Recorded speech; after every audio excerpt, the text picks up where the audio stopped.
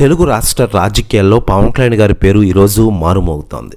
ముఖ్యంగా 2024 సార్వత్రిక ఎన్నికల్లో అద్భుత ఘన విజయం సాధించిన తర్వాత పవన్ కళ్యాణ్ గారి పేరు కేవలం తెలుగు రాష్ట్ర రాజకీయాల్లోనే కాకుండా దేశవ్యాప్త రాజకీయాల్లో బాగా వినబడుతున్న విషయం తెలిసిందే.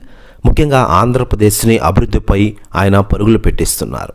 ఇలా పవన్ కళ్యాణ్ గారి పేరు దేశవ్యాప్త రాజకీయాల్లో బాగా వినపడుతోంది. ఇదిలా ఉండగా పవన్ కళ్యాణ్ గారు గత 10 సంవత్సరాలుగా ఆంధ్రప్రదేశ్ రాష్ట్ర రాజకీయాల్లో కీలకంగా వ్యవహరిస్తూ ఉండడంతో సినిమాల్ని కాస్త పక్కన పెట్టిన విషయం తెలిసిందే. దీంతో అభిమానులు ఫుల్ నిరాశలో ఉన్నారు.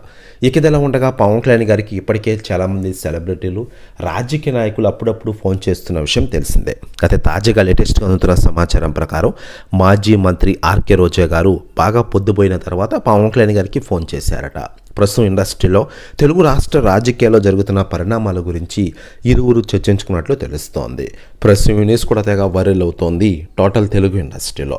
మరోవైపు ఆంధ్రప్రదేశ్ రాష్ట్ర రాజకీయాల్లో కీలకంగా వ్యవహరిస్తున్న పవన్ కళ్యాణ్ గారు మరోవైపు తాను కమిట్ అయిన సినిమాలు కూడా కంప్లీట్ చేసే విధంగా ప్లాన్ చేస్తున్న విషయం మనకందరికీ తెలిసిందే.